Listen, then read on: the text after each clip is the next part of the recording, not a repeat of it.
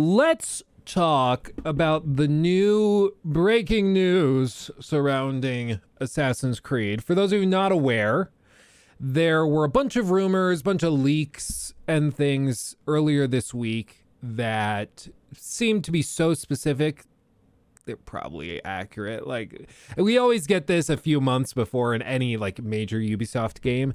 The marketing team or somebody has just leaky lips and stuff gets out. It always happens every single year. Like, it always happens. And this year was no different. People started revealing some information about the new Assassin's Creed game that's set to release in the spring, this coming spring. And Ubisoft eventually just said, screw it, we'll come out and we'll just confirm this stuff. So here we are. And the news is this. So YouTuber Jonathan, again, like I said, this is his video where he showed a lot of this stuff off. It's not in English, it's in French. So I don't speak French, and not many of you do either, I would guess. So instead, we're going to go through this bullet pointed list. But shout out to this guy for dropping some hot news right off the presses. So YouTuber Jonathan revealed this information on the new AC game. Should be called Assassin's Creed Mirage, which has already been confirmed. So Ubisoft confirmed that that's the name, which gives a lot of this other stuff credibility. They said will be released in spring of 23. Which specifically means between April and June. Game will take place in Baghdad between 870 and 860. Or 860 and 870, 80. And then it's a return to basics, no leveling system. There's no like that RPG thing of level up and then grind it out. It's not happening. So this full list of things that he shared will play as Basim in his youth as a thief until he arrived at the Hidden Ones. Interesting. Young Basim. I wonder if they'll use the same voice actor, because Basim had the super like kind of groggly voice and it was very unique. I wonder if they'll use the same guy. Multiple cities to explore separated by desert and rivers, like the kingdom of AC1. Okay, I'm down. The game will be a return to basics with strong inspiration from the first Assassin's Creed. Okay. People forget, because even like Assassin's Creed 2 had a lot of role-playing mechanics and elements, like even just your villa where you upgrade it and then it earns you revenue and stuff like that. That's not, like, people kind of forget that, but that's usually a staple of like simulation games mixed with RPG games. So I wonder if they'll do similar things like that. Several RPG elements removed, no more dialogue choices, no gender choice, obviously, because you play as Basim, and no more level system. Interesting. The gameplay would be slightly different from that of Valhalla, less raw and with new animations. I don't know what less raw means. Like, does that just mean it's not as there's going to be more finesse with the movement? Maybe something like that. I'm not really sure what that means. I'll be real. Jason Trier commented below that tweet as well. Okay, He's right there. We'll touch on that right after we get through this. Let's see. The Eagle Vision is back, but so is the drone bird. Okay, well, it is what it is. It makes sense with a stealth game that they do something like that. Basim will be able to use the string dagger to eliminate his opponents. That's kind of fun. There will be visions of Loki for how Loki manifested into Basim's body and consumed him. I don't know how I feel about that, but okay. Ubisoft is secretly preparing the remake of AC1 based on Rift and Mirage's work. They will reuse large parts of the assets. This is actually, it's funny because one of my frustrations with Valhalla that was like really small and petty, I don't even remember if I brought it up in the big 3-hour critique because it was so small. I think I did bring it up at one point, but I'm not sure. But it was specifically that they did all of this work in Assassin's Creed Origins to create all these like Roman and Greek architecture elements, specifically Roman in the case of Origins. And then in Odyssey, they made a lot of Greek structures. And then when they got to Valhalla, they had these ancient Roman structures because the Romans were, they spread out there and there's a bunch of ruins all over the island. But they didn't pay that much attention, so they have a bunch of Greek structures built and set up as ruins in Valhalla, which, if you know anything about it, just drives you crazy. The second you see it, you can't unsee it. You know, it's one of those things that'll drive you absolutely insane. And this is, you know, just one such occasion where that type of thing is happening again. So they're developing this for, you know, this Assassin's Creed Mirage spin-off thing with all this Middle Eastern architecture and elements. And then they're going to use all of that work to go back and copy and paste it into the remake. I don't blame them. You know, it makes perfect sense. It's going to make the development of freaking the remake way easier, like for real. I was like, oh, my nose is running. What? I wonder what it is. It's freaking bleeding. Oh, Ubisoft sent somebody. They're trying to take me out. Maybe it was Naughty Dog. This is what I get. I get my first PlayStation review code, and they sent a hitman after me. It was funny. People were commenting. They were like, so Luke's first and last review code from PlayStation. Isn't that great? Like, before anybody ever calls me a shill ever again, I just want people to know, like, my very first review code from PlayStation, and I just teared a new one. I'm like, thanks. Okay, let's talk. AC Remake should be integrated into Season Pass, which will also include DLC Constantinople when Basim meets Sigurd. It will be released a few months later. That's actually a pretty quick turnaround. That's a pretty quick turnaround. I'll give it to him. Can't be that mad about that. And like building it into the Season Pass, that's not bad. That's not bad at all. All of this to say, Mirage, back to basics. They're coming back with a remake of AC1 that's going to be integrated into a Season Pass.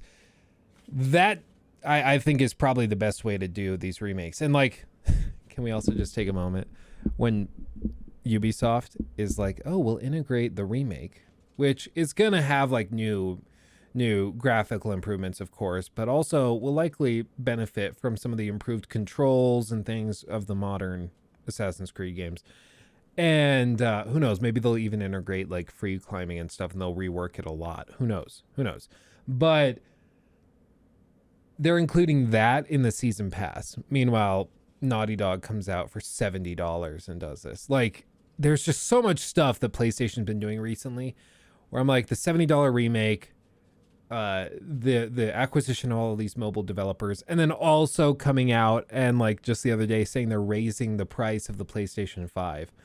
Meanwhile, Xbox and and Nintendo, they're keeping the prices steady. You know, it just is a bad look, and it's just they keep doing this.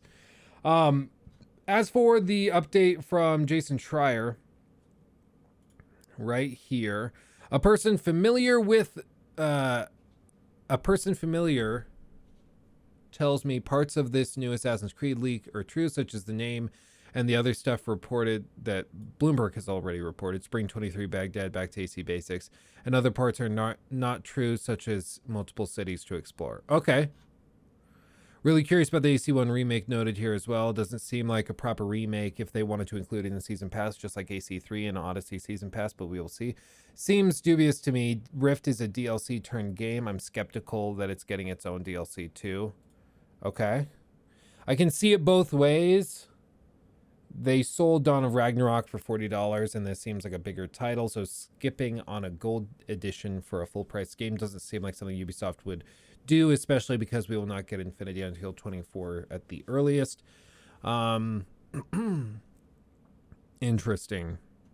Can someone who actually understands video games explain to me why Valhalla is just so boring compared to even just the rest of the new trilogy? Was it the settlement system that stopped the story dead? Ghost Recon Bird that can tag every target in town? Jason says, I loved Valhalla, but to be fair, I don't understand video games. Yeah, well, I'll just be quiet. Assassin's Creed Mirage is the next Assassin's Creed game. We can't wait to tell you more on September 10th at Ubisoft Forward. So, there we go. And this is official art that they shared. So, who knows? My general thoughts on all this, like I'm interested in the return to basics, because this from everything we've seen Ubisoft do recently, this is a very bold move. Like, this is not what you would expect them to do. It is, it's just, everything they've done for the last like 3-4 years has been doubling down on like open world RPG, action RPG stuff. And so coming out with this, which seems like a total 180, is a little weird. Now, what Jason said in that tweet, he said that this was a DLC that turned into a standalone game. And if that's the case, which it probably is if he's saying it, then that kind of changes this, because it's not like a full standalone release that they're saying is full on, it's getting the full AAA treatment. This is a DLC that just happened to get big enough that they're like, we'll sell it for full price. So it might not be as big of a 180 as it sounds like. It seems like this was more a DLC built to appease the more old school hardcore fans of Assassin's Creed, and that they're going to come back and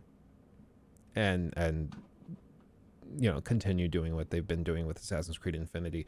So just the news that it's a DLC turned into a full game kind of turns me off a little bit, because I'm like, it might be great. But in terms of the broader future of Assassin's Creed, it kind of changes things. Or it changes and lowers my hype and expectations. So yeah, it's interesting. Still remember this F&T's from Unity. Damn, we could have gotten an IRA.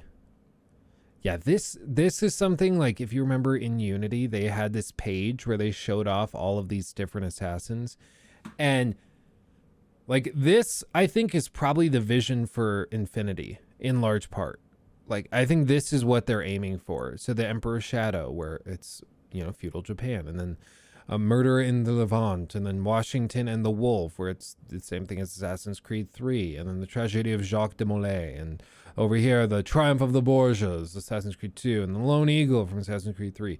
It's all these things, but of course there's a few that never got turned into like full AAA games. There's a few like nods, and there might be some novels and like comic books and stuff that have been written about them, but there's nothing that's gotten like the huge crazy all-star treatment, So it is just interesting that this never really went anywhere.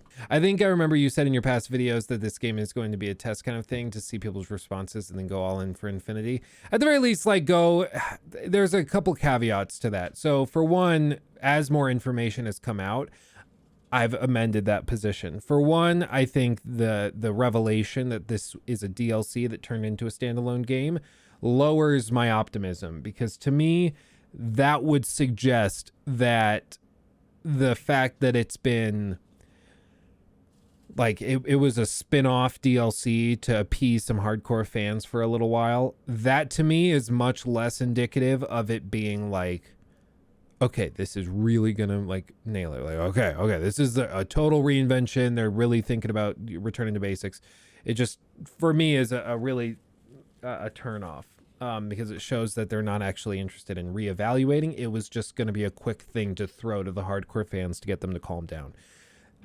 It's still possible that they're testing the waters with it, but I don't see much reason to think that they will significantly change Infinity in favor of it. What I think you could see is if Mirage does like really, really well, then I would totally expect that we would see with Infinity a focus on stealth, especially in later expansions and things that they bring in the months and years following. Because if Mirage does so well that they're like, oh, people really like this. Okay, we'll do an expansion for like $50 or $60 or $70 with that. And I could see that. But I don't know. I'm less optimistic on all of this than I expected to be.